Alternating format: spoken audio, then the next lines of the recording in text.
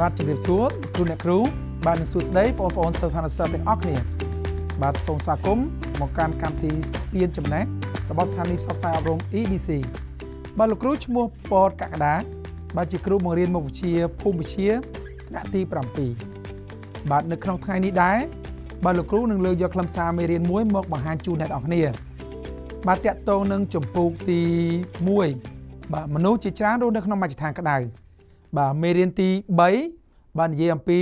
ទីក្រុងធំៗនៅក្នុងតំបន់ចន្លោះត្រូពិចបាទយើងនឹងសិក្សាទៅលើចំណុចទី1បាទតាក់ទងទៅលើទីក្រុងធំបាទនិងទី2បាទតាក់ទងទៅលើសង្កាត់អ្នកមាននិងសង្កាត់អ្នកក្របាទអញ្ចឹងអ្នកនរគ្នាធ្លាប់បានដឹងអ្វីខ្លះអំពីការរីកធំបាទនៃទីក្រុងបាទនិងសង្កាត់អ្នកមាននិងអ្នកក្រដូច្នេះបាទដើម្បីស្គាល់និងយល់កាន់តែច្បាស់បាទយើងនឹងសិក្សាលម្អិតជាមួយលោកគ្រូទាំងអស់គ្នា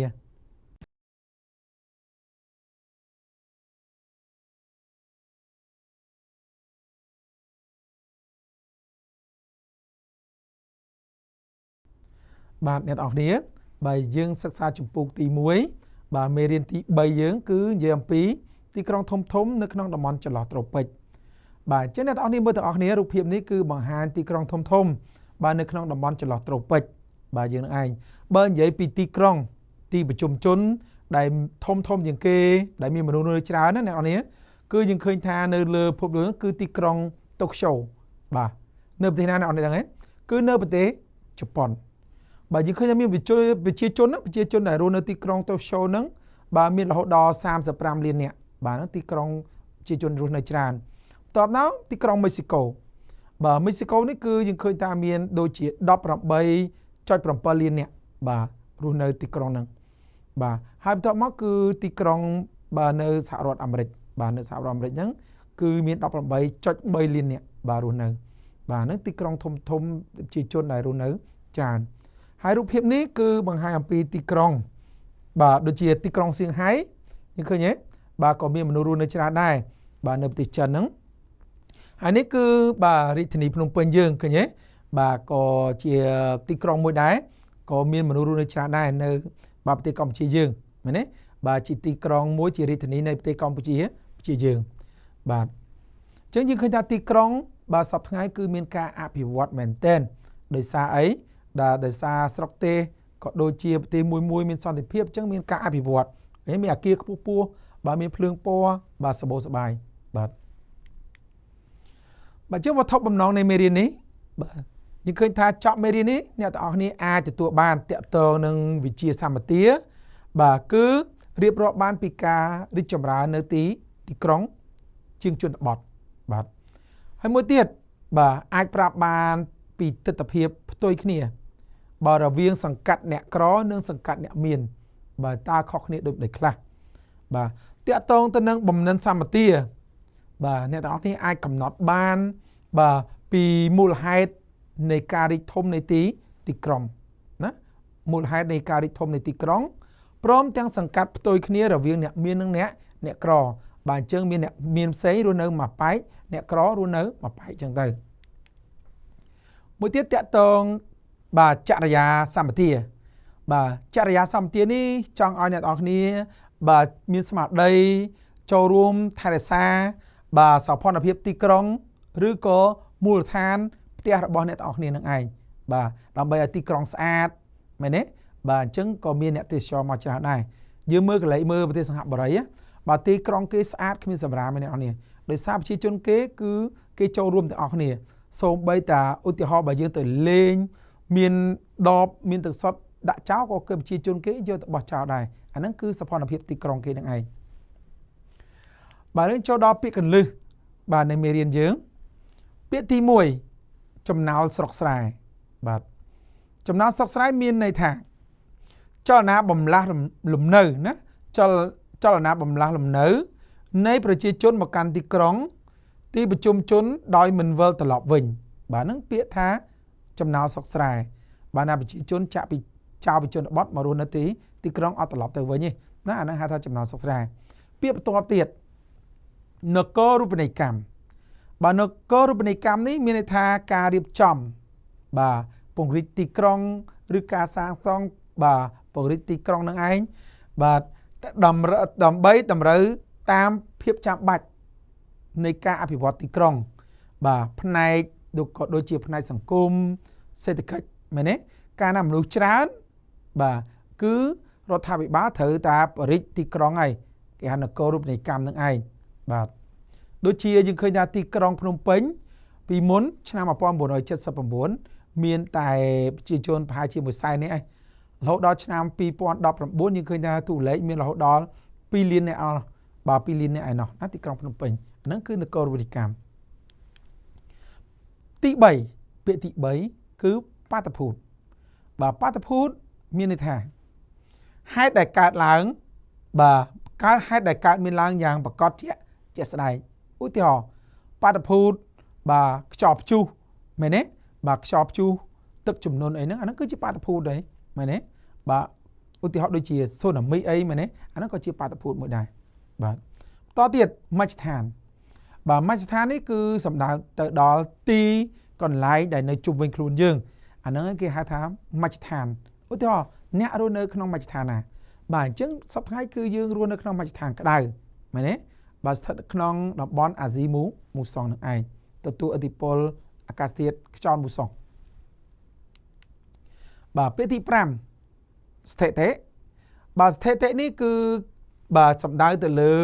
បាទច្បាប់បាទសណ្ដាប់ធ្នាប់ចំនួនអ្នកកត់ត្រាបញ្ជីអាហ្នឹងស្ថិតិបាទគេឧទាហរណ៍គេស្រង់ស្ថិតិតាមគ្រួសារមែនទេគេចង់ដឹងសមាជិកគ្រួសារយើងប្រមាណអ្នកបាទអញ្ចឹងគេធ្វើស្ថិតិនឹងអីបាទស្ថិតិបាទមួយទៀត6ដំណាច់បាទដំណាច់នេះគឺមានន័យថាការដាច់អ្វីដែលដាច់បាទដំណាច់បាទទី7សតវត្សបាទសតវត្ស100ឆ្នាំបាទអញ្ចឹង100ឆ្នាំគឺស្មើមួយសតវត្សបើទសវត្សវិញគឺស្មើនឹង10ឆ្នាំបាទអ្នកនរគ្នាចាំពាក្យទី8រខិរខាបាទរខិរខៈនេះគឺមានន័យថាដែលគ្មានសណ្ដាប់ធ្នាប់ដែលរញ៉េរញ៉ាយ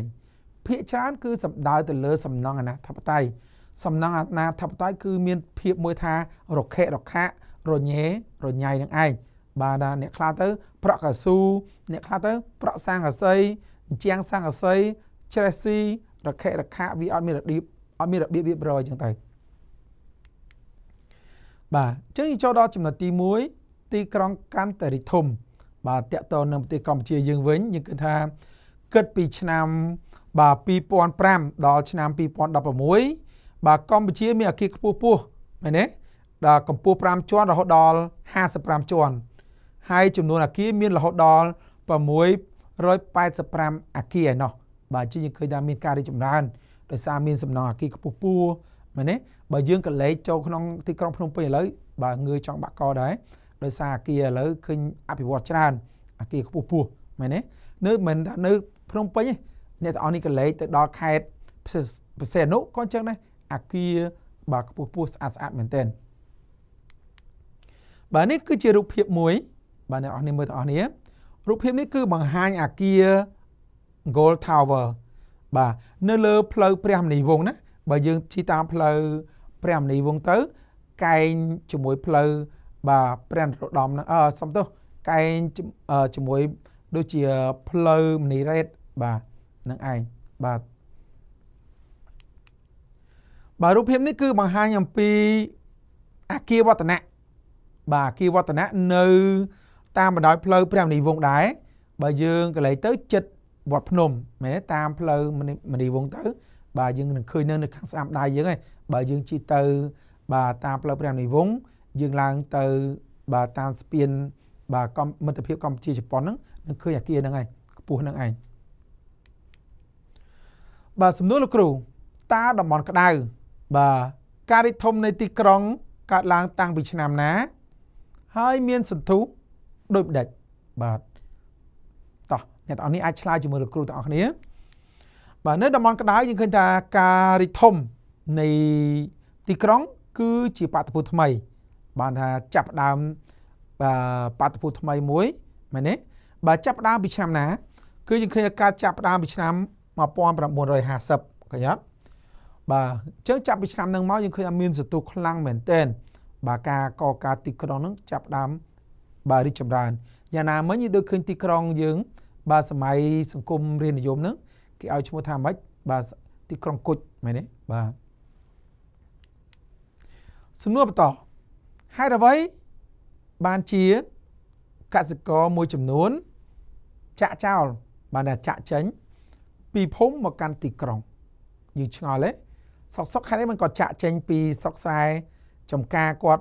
bà mấy đấy một căn tì krong ấy cả ta ấy tỏ chứ mới chùm lái ban chia bà phải chia chôn môi chùm nốn quạt chạ chào bà vì phóng sọc quạt vì chôn bọt quạt màu tì krong cứ đời xa tại bà bộ quát sừng khâm thá miên chia phiệp và xa chiếng trường môn nế sừng khâm thá nhà mấy bà miên chia phiệp và xa chiếng trường môn bà trường sọc cầm đài quạt đời xa sân nơi sọc cầm đài quạt miên tà ca bạc cọp bò bà thưa sai trong cái chân bị cài bị nắng bị oi thưa đừng quạt thưa ấy chân quạt miên tài chạ chào bị sọc mà rõ càng nghe nó tì krong cứ chia cái lại mối sờ bò đòi càng nghe nè nè đó nè bà trước này tao đi mơ rụp hiệp bà rụp hiệp ní cứ bằng hai pi ở vậy cái nhé bà rụp hiệp ní cứ bằng hai âm pi cả sẽ có môi chấm nuốn bộ quát ban chạ chào bà pi sọc sai pi phum khum quát một luôn ở tí krong hay đấy đôi dương khơi nhé đời xa quát đạm bầy xoay đọ càng nghe thưa hai mùi tiết quát sẵn khâm thá chỉ phiếp quát nâng bà xà lang chân quát ác bà miền lôi cục krong này chẳng thằng bà ní có chia rụp hiệp mùi đáy để cả sẽ có nông khi thôi chầm hạ sọc bà khơi nhé xong bây ta miền côn tu miền ấy bà có quát bà vô máu tăng lòng bà hay ca na quát chạ trao bị sọc sai một đo tì krong thưa ở tì krong cát miếnបញ្ហាសពគ្រប់បែបយ៉ាងតកតនឹងបញ្ហាបាទទីលំនៅបញ្ហាស្បៀងអាហារបាទបញ្ហាហូបចុកគឺជាបញ្ហាដោយសារថាមនុស្សច្រើនចោទជាបញ្ហាបាទសំណួរលោកគ្រូបន្តទៀតយើងមើលសំណួរទាំងអស់គ្នាតើនៅឆ្នាំ1979បាទយើងឃើញថាទីក្រុងភ្នំពេញមានប្រជាជនប្រមាណអ្នកសំណួរអាហ្នឹងគេសួរឆ្នាំ1979ហើយមួយទៀតនៅសប្តាហ៍ហ្នឹងគេគិតឆ្នាំ2019ដោយសារយើងដឹងជំរឿនគេតកតនឹងទូលេខឆ្នាំ2019វិញកើនបានប៉ុន្មានអ្នកបានមានប្រមាណអ្នកនៅឆ្នាំ2019បាទជិះតាមមើលចម្លើយជាមួយលោកគ្រូទាំងអស់គ្នាបាទនៅឆ្នាំយើងឃើញថានៅឆ្នាំ1979បាទទីក្រុងភ្នំពេញគឺមានប្រជាជនបាទ100,000នាក់ឃើញទេបាទ100,000នាក់ហើយចំណែកនៅឆ្នាំ2019វិញយើងឃើញថាមានរហូតដល់2លានបាទ2លាន14,000បាទ140,000បាទ15នាក់ឃើញទេបាទហ្នឹងឯងអញ្ចឹង2019ឡើងដល់2លាននាក់ដល់ពេលឆ្នាំ79មានតាម100,000នាក់ឯងបើអញ្ចឹងកើនខ្លាំងមែនតើបាទកន្លែងមើលរូបភាពនេះបងប្អូនបាទរូបភាពនេះគឺបង្ហាញអំពីបាទទីក្រុងភ្នំពេញនាពេលរាត្រីឃើញទេបាទអញ្ចឹងទីក្រុងភ្នំពេញនាពេលរាត្រីយើងឃើញថាស្អាតមែនតើយើងមើលទៅឃើញព្រះបរមរាជវាំងឃើញមានអគារខ្ពស់ឃើញទេបាទបើនិយាយប្រៀបដូចទីក្រុងសៀងហៃទីក្រុងសិង្ហបុរីអញ្ចឹងបាទដោយសារយើងមានអគារខ្ពស់ច្រើនបាទសំណួរលោកគ្រូបន្តទៀតហើយសំណួរសួរថាហេតុអ្វីបានជាកសិករមួយចំនួនគាត់សុកចិត្តចាក់ចោលពីស្រុកស្រែចម្ការគាត់មកទីក្រុងឃើញអត់គាត់ហេតុអ្វីទៅកត្តាអ្វីដែលគាត់ចាក់ចោលមកបាទអញ្ចឹងបានជាកសិករមួយចំនួនបាទគាត់សុកចិត្តចាក់ចោលពីភូមិពីស្រុកគាត់មកនៅទីក្រុងគឺដោយសារតែគាត់សង្ឃឹមថាយ៉ាងម៉េចគាត់នឹងមានជីវភាពប្រសើរឡើងជាងស្រុកកំណើតរបស់គាត់មួយទៀតគឺគាត់គិតថានឹងមានការងារធ្វើអាចរកប្រាក់ចំណូលបានច្រើនសម្រាប់គ្រប់គង់ក្នុងគ្រួសារគាត់ កតាហ្នឹងដែលនាំគ្នាចាក់ចោលមកណាមែនដោយសារទីក្រុងគឺជាទីប្រជុំជនសម្បូរទៅដោយការងារសម្បូរទៅដោយគ្រប់និយាយរួមទៅគ្រប់ទាំងអស់បាទកន្លែងសិក្សាក៏ប្រមូលផ្ដុំនៅហ្នឹងមហាវិទ្យាល័យក៏នៅហ្នឹងមែនទេបាទទីក្រុងភ្នំពេញហ្នឹងឯងបាទកូនមើលសំណួរគ្រូបន្តទៀតតើនៅលើពិភពលោកបើកលេចនៅលើពិភពលោកវិញតើទីក្រុងណាដែលមានប្រជាជនរស់នៅច្រើនជាងគេបាទច្រើនជាងគេហើយមួយទៀតហើយជារៀងរាល់ថ្ងៃមានចំណូលថ្មីទៅរស់នៅនឹងប៉ុន្មានអ្នកបាទយល់មើលបាទអញ្ចឹងនៅលើពិភពលោកទីក្រុងដែលមានប្រជាជនរស់នៅច្រើនជាងគេហ្នឹងគឺមិចស៊ីកូហ្នឹងហើយមិចស៊ីកូគឺមានប្រជាជនច្រើនបាទតូក្យូក៏ច្រើនមិចស៊ីកូក៏ច្រើនបាទសហរដ្ឋអាមេរិកក៏ច្រើនដែរជាទីក្រុងច្រើនដែរតែគេចូលចិត្តទៅរស់នៅមិចស៊ីកូច្រើនយល់មើលទាំងអស់គ្នាគឺដោយសារអីគេបាទជារៀងរាល់ថ្ងៃមានអ្នកចំណូលថ្មីនេះគាត់ទៅទីក្រុងមិចស៊ីកូរហូតដល់ 2000 នាក់បន្ថែមទៀតឃើញទេគាត់អ្នកទៅជារៀងរាល់ថ្ងៃចូលទៅប្រទេសមិចស៊ីកូហ្នឹង 2000 នាក់អញ្ចឹងធ្វើឲ្យទីក្រុងមិចស៊ីកូកាន់តែទីក្រុងកាន់តែរីកធំមែនទេបាទអញ្ចឹងបាទពិបាកក្នុងការគ្រប់គ្រងដែរពិបាកក្នុងការដោះស្រាយបាទដោយសារកំណើនប្រជាជនច្រើនក៏ចោទជាបញ្ហាដែរចំពោះបាទរដ្ឋាភិបាលអ្នកដឹកនាំអីហ្នឹងបាទ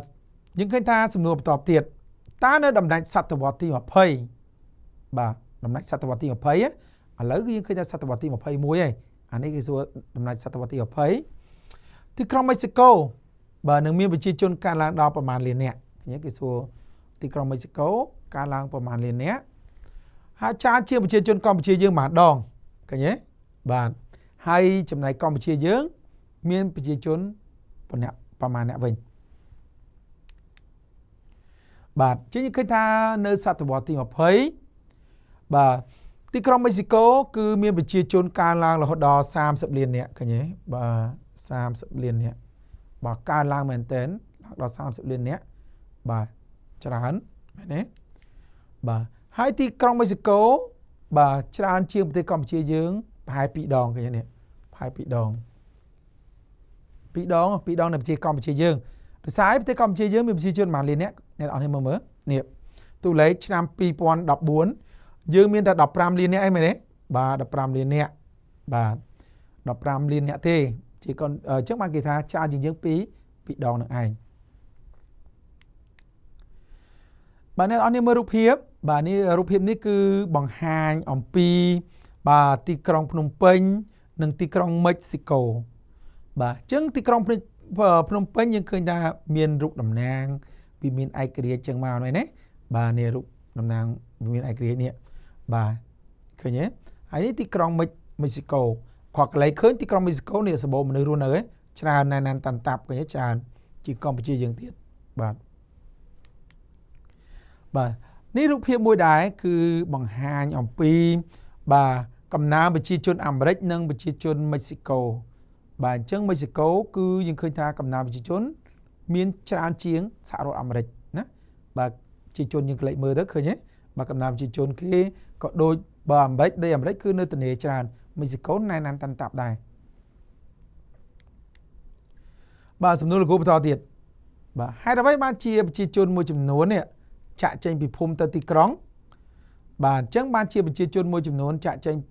បាទពីភូមិទៅទីក្រុងដោយសារគាត់សង្ឃឹមថានឹងមានជីវភាពប្រសើរឡើងបាទសំណួរបន្តទៀតតើចំណោលស្រុកស្រែ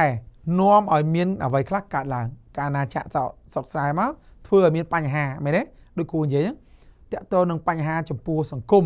បាទក៏ដូចជាប្រទេសជាតិដែរមានខ្លះបាទចំណោលស្រុកស្រែធ្វើឲ្យកើតមាននគររូបនីយកម្មបាទនគររូបនីយកម្មហ្នឹងគេនគររូបនីយកម្មដែលគូបញ្យល់ពាក្យនោះគឺការកសាងការសាងសង់បរិយាទីក្រុងនឹងឯងបាទកើតឡើងមែនគួរឲ្យចាប់អារម្មណ៍បាទអ្នកនរអស់គ្នាមើលរូបភាពបាទរូបភាពនេះគឺបង្ហាញអំពីទស្សនវិជ្ជាទូទៅនៅទីក្រុងភ្នំពេញបាទនេះឃើញអាគារណែនតាន់តាប់ដែរដោយសារបាទសម្បូរប្រជាជនចូលចិត្តមករស់នៅទីក្រុងដោយសង្ឃឹមថាគាត់នឹងមានជីវភាពក៏ដូចមានប្រាក់កម្រៃដើម្បីជួយដល់គ្រួសារគាត់ចឹងទៅបាទក្រោយពីគាត់ធ្វើស្រែចម្ការណា ចូលចំណុចទី2និយាយពីសង្កាត់អ្នកមាននិងសង្កាត់អ្នកក្រម្ដងបាទយើងចូលចំណុចទី2រូបភាពនេះគឺបង្ហាញអំពីអ្វីអ្នកនរគ្នាបាទរូបភាពនេះគឺបង្ហាញអំពីទស្សនវិជ្ជា2ផ្ទុយគ្នាឃើញទេគឺមួយសង្កាត់អ្នកមាននេះសង្កាត់អ្នកមានឃើញទេនេះសង្កាត់អ្នកមានបាទហើយមួយទៀតគឺសង្កាត់អ្នកក្រឃើញទេខកលេខកូនខកលេខឃើញកូនដឹងថាសង្កាត់អ្នកមាននិងសង្កាត់អ្នកក្រខុសគ្នាយ៉ាងម៉េចសង្កាត់អ្នកមានយើងឃើញថាមានបាទផ្ទះស្អាតស្អាតឃើញអត់បាទមានផ្ទះស្អាតស្អាតមានបាទភ្លើងបំភ្លឺផ្លូវ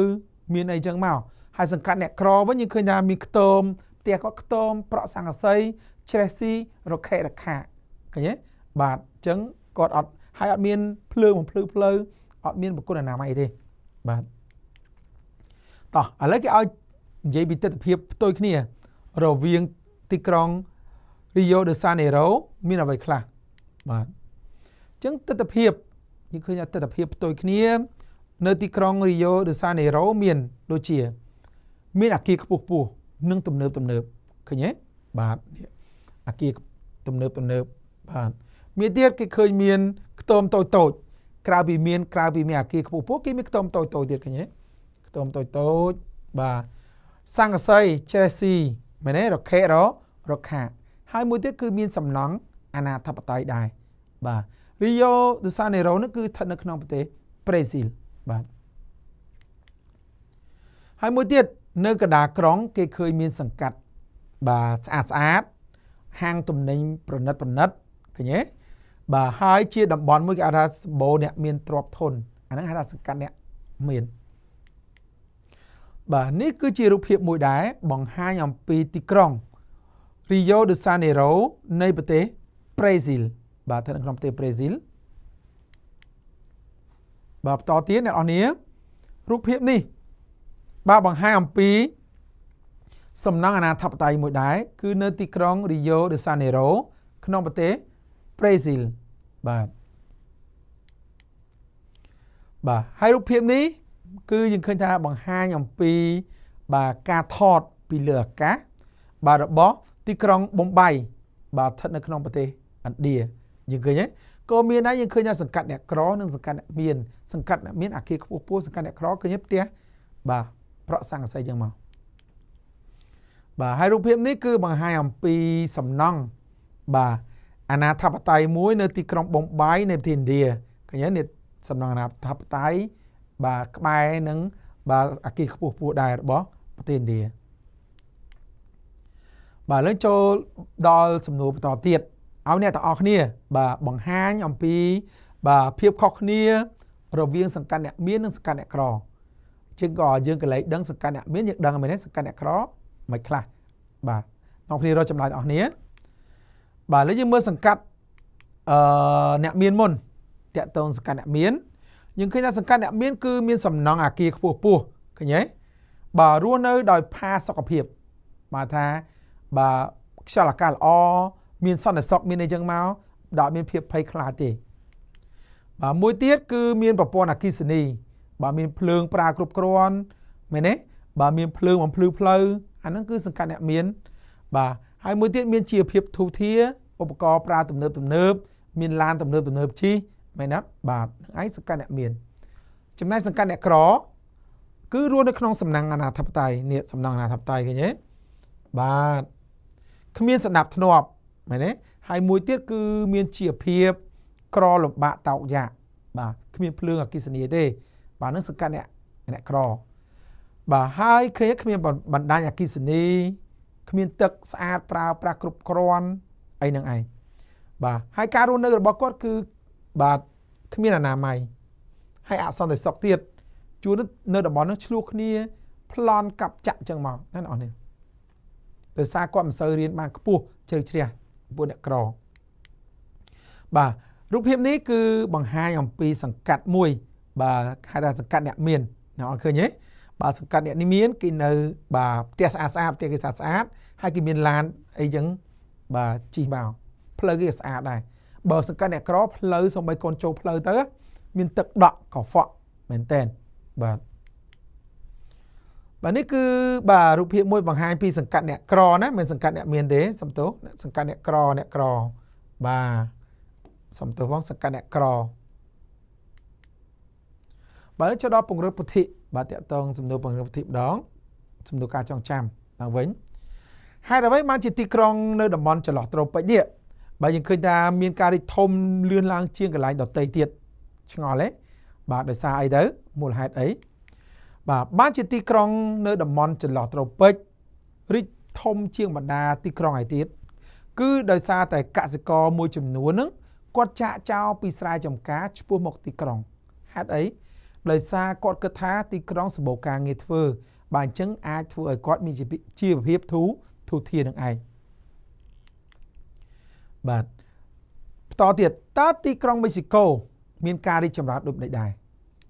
បាទតកតងនឹងទីក្រុងមេស៊ីកូយើងឃើញថាជាទីក្រុងមួយដែលមានការរីកចម្រើនដោយសារអីបាទយើងឃើញសង្កេតឃើញថាប្រជាជនអ្នកចំណូលថ្មីមានរៀងរាល់យើងឃើញថាចូលមកជារៀងរាល់ឆ្នាំចំនួន 2000 អ្នកបន្ថែមឃើញទេនេះគាត់ចូលមក 2000 អ្នកបាទបន្ថែមជារៀងរាល់ឆ្នាំបាទហើយនៅដំណាច់សតវត្សទី20ទីក្រុងមេស៊ីកូយើងឃើញថាកើនរហូតដល់30លានអ្នកជាជនច្រើនជាងកម្ពុជាយើងប្រហែល2ដងឯណោះបាទសំណួរបន្តទៀតហេតុអ្វីបានជាមានសំណង់អនាធិបតេយ្យនៅក្នុងប្រទេសកំពុងអភិវឌ្ឍណានៅក្នុងប្រទេសកំពុងអភិវឌ្ឍមូលហេតុអ្វីបានមានសំណង់ហ្នឹងបាទអញ្ចឹងគាត់មើលចម្លើយបានជាមានបាទសំណង់អនាធិបតេយ្យនៅប្រទេសកំពុងអភិវឌ្ឍបាទប្រទេសកំពុងអភិវឌ្ឍបានថាប្រទេសដែលមានខឿនសេដ្ឋកិច្ចអន់ថយអត់ទាន់រីកចម្រើនតើអ្នកនរពាក្យកំពុងអភិវឌ្ឍហ្នឹងគឺដោយសារការហូរចូលនេះឃើញទេហូរចូលនៃអ្នកចំណូលថ្មីមកពីជនបទកត្តាហ្នឹងជាចូលមកណាអញ្ចឹងគាត់ថាគាត់ចូលមកគាត់ជាកសាងបាទជាសាងសង់ផ្ដេសផ្ដាសពីវាពីការហើយមួយទៀតគឺដោយសាររដ្ឋាភិបាលគ្មានលទ្ធភាពក្នុងការដោះស្រាយជូនដល់អ្នកមានជីវភាពក្រីក្របាទឥឡូវប្រៀបធៀបសង្កាត់អ្នកមានសង្កាត់អ្នកក្រវិញម្ដងតាក់ទងនឹងអ្នកមានយើងដឹងហើយកន្លែងមើលអ្នកមានបាទអាគារទំនើបមែនទេបាទផ្ទះស្អាតបាទហាងផលិតរបស់របរប្រើប្រាស់អីគឺនិយាយរួមទៅល្អហ្មងបាទឃើញទេហើយសង្កាត់អ្នកក្រវិញយ៉ាងមិនដែរអ្នកនរនេះសង្កាត់អ្នកក្រគឺរខេរខាហូបចុកមិនបានគ្រប់គ្រាន់មែនទេបានព្រឹកខ្វះល្ងាចចឹងទៅបាទមួយទៀតការសិក្សាបានតិចតួចរៀនអត់សូវបានខ្ពស់ទេដោយសារគាត់គាត់ត្រូវរកលុយដើម្បីចិញ្ចឹមគ្រួសារគាត់បាទសំណួរមួយទៀតសួរថាតើអ្នកទាំងអស់គ្នាគិតថាត្រូវធ្វើដូចម្តេចខ្លះដើម្បីកុំឲ្យប្រទេសយើងបើមានសំណង់អនាធិបតេយ្យឃើញទេយើងត្រូវធ្វើម៉េចតោះអញ្ចឹងអ្នកទាំងអស់គ្នារកចម្លើយជាមួយគ្រូតើយើងត្រូវធ្វើដូចម្តេចខ្លះដើម្បីកុំឲ្យប្រទេសកម្ពុជាយើងបាទដើម្បីឲ្យប្រទេសកម្ពុជាយើងកុំឲ្យមានសំណង់អនាធិបតេយ្យកើតមាននៅក្នុងប្រទេសយើងបាទដើម្បីកុំឲ្យមានសំណង់អនាធិបតេយ្យនៅក្នុងប្រទេសយើងត្រូវធ្វើខ្លះទី1អភិវឌ្ឍស្រុកស្រែឲ្យទាន់ពេលវេលាកាលណាអ្នកទាំងអស់គ្នាអភិវឌ្ឍស្រុកស្រែបានថាបង្កើតរោងចក្របង្កើតសាលារៀនមន្ទីរពេទ្យគ្រប់គ្រាន់គឺអ្នកស្រុកស្រែអត់មកទីក្រុងទេមែនទេបាទអញ្ចឹងគាត់នៅស្រុកស្រែគាត់ទេគាត់មិនបាច់ធ្វើចំណាយពេលមកទេបាទអាហ្នឹងគឺកត្តាហ្នឹងតទៀតទប់ស្កាត់បាទនៃការហូរចូលអ្នកចំណូលថ្មីឃើញទេទប់ស្កាត់បាទចំណូលថ្មីមកពីជនបទឲ្យទាន់ពេលវេលាមួយទៀតបាទរដ្ឋាភិបាលត្រូវដោះស្រាយជូនអ្នកដែលមានជីវភាពក្រីក្រកត្តាទាំងអស់នេះគឺយើងអាចបាទអត់ឲ្យមានសំណង់អនាធិបតេយ្យនៅក្នុងប្រទេសកម្ពុជាយើងទេបាទយើងត្រូវចូលរួមដោះស្រាយទាំងអស់គ្នាទើបប្រទេសយើង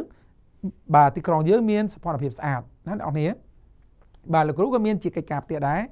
បាទជូនដល់អ្នកនរគ្នាដើម្បីសិក្សាស្រាវជ្រាវបន្ថែម